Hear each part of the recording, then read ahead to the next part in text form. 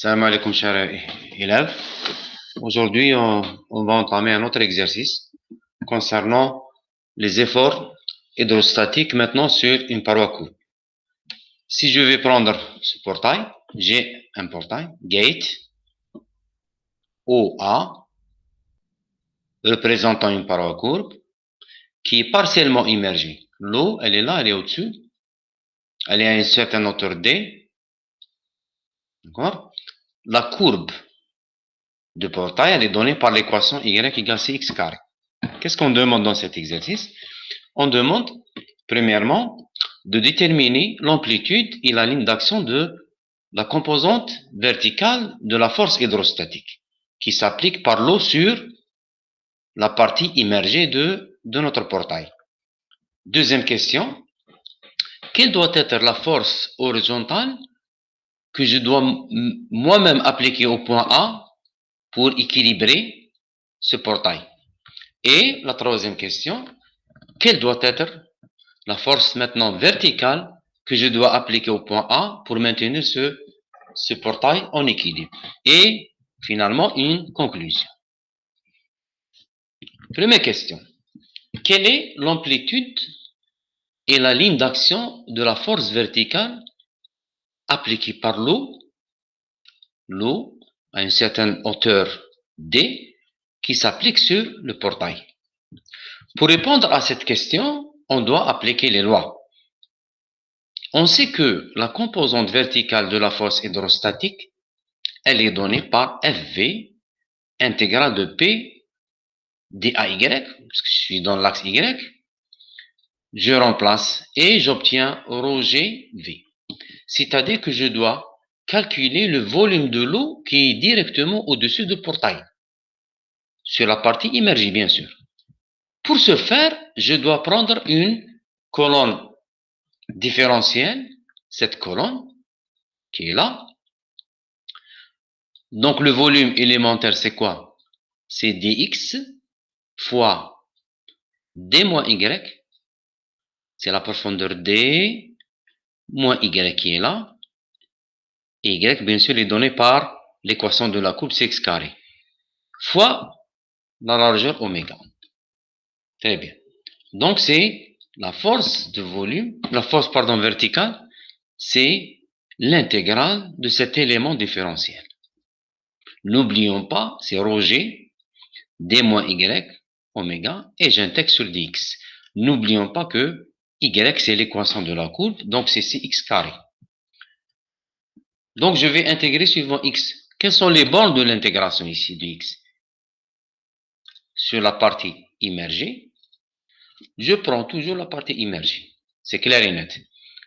Le x, il varie de 0, le x, jusqu'à cette distance qui correspond à y égale d. Donc je vais prendre les bornes de l'intégration. Donc x, c'est quoi? X, je le tire à partir de cette équation. Donc c'est la racine de y sur c. C, c'est la constante de l'équation, les données, c'est 0,25. Donc x, il varie de 0 jusqu'à x qui correspond à d. Donc 2,82. Donc comme application numérique, j'ai les constantes, j'ai la profondeur de l'eau, j'ai la hauteur complète de h et j'ai la largeur de portail qui est égale à 2 mètres. Donc j'intègre carrément, je remplace ici y par l'équation et j'aurai une intégration uniquement sur x. Donc j'obtiens vers la fin une force verticale, une composante verticale de la force hydrostatique qui est égale à 74 kN. Maintenant, pour chercher la ligne d'action, je reviens au schéma. Voilà la composante verticale, la force verticale. La ligne d'action, c'est x'. On la calcule à partir de l'articulation, à partir de l'origine des axes, ici, 0. Donc c'est ça x'.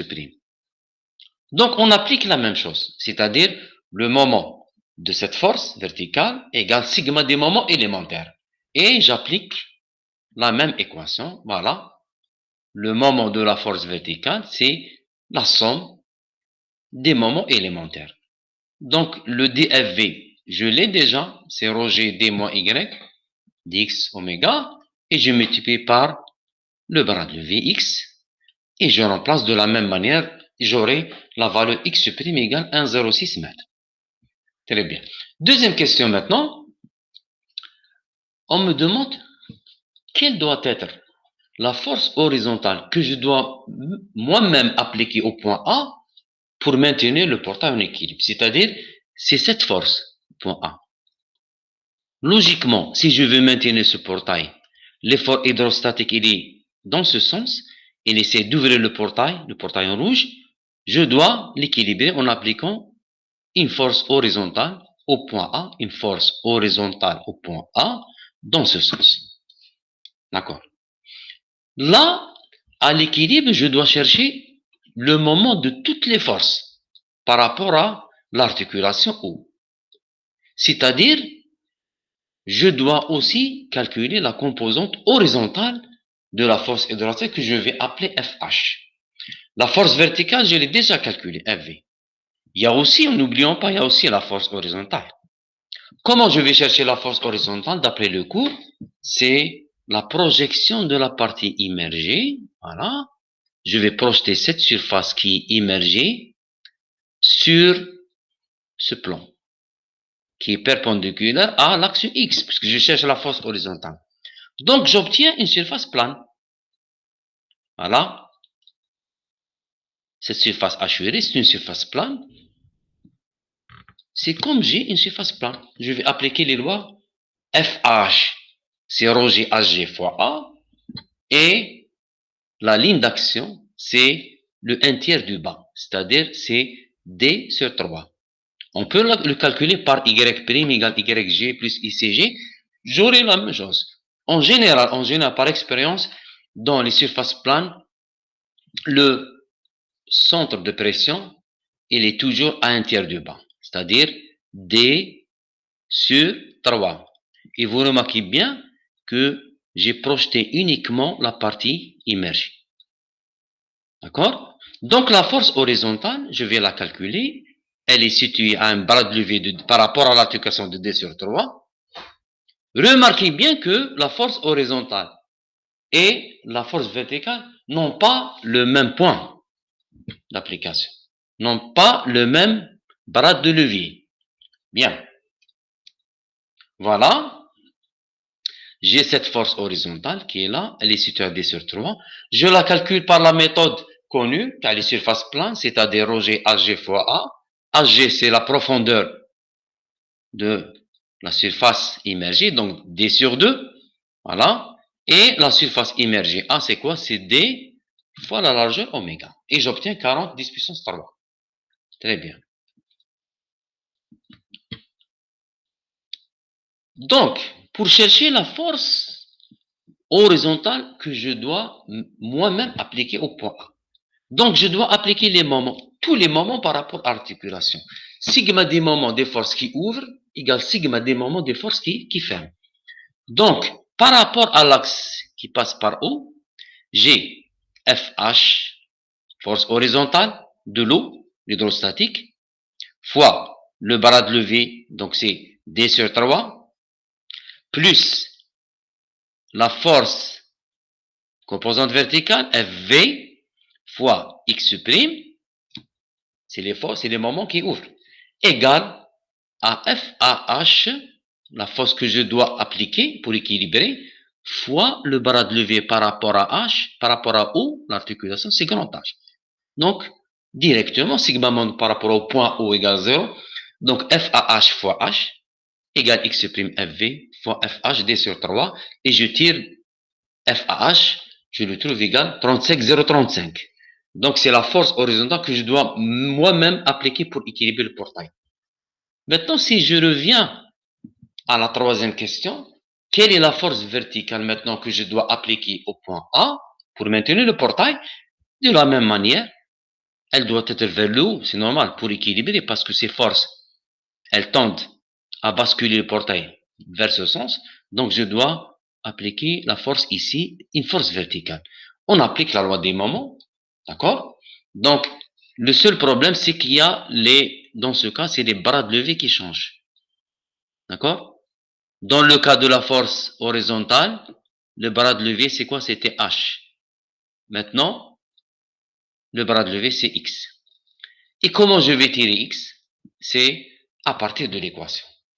Donc, toujours, j'ai sigma des moments, FAV, d'accord? Voilà, fois H, d'accord? FAV, pardon, fois X ici, il y a un X quelque part ici, X, d'accord? Donc, c'est un X, voilà, FAV fois X égale X' fois FV plus FAH fois D sur 3. Donc, je vais chercher le X. Là, attention, là, c'est un X. Hein. C'est le bras de levée de la force verticale que je dois appliquer au point A. Donc, je dois chercher X. X, il est donné par l'équation, carrément. J'ai mon équation Y égale CX carré. Donc, le X, il correspond à 1 Y égale grand H. Donc, je remplace dans cette équation. Voilà. Et je tire mon X. Application numérique, je trouve FAV 30,3 kN. Donc, en conclusion, la force horizontale que je dois appliquer pour équilibrer, elle est égale à 35,035. Et la force verticale, si je vais utiliser une force verticale, elle est égale à 30. Donc, laquelle des forces je dois, quelle est la meilleure solution? Bien sûr, c'est la force verticale parce que je dépense moins d'énergie. D'accord? Au lieu d'appliquer une énergie de 35, je vais appliquer une énergie de 30 kN. Donc, la meilleure solution dans ce problème, c'est d'appliquer une force verticale au point A pour équilibrer le portail qui est soumis à l'effort hydrostatique. Voilà, ça termine cet exercice typique d'effort hydrostatique.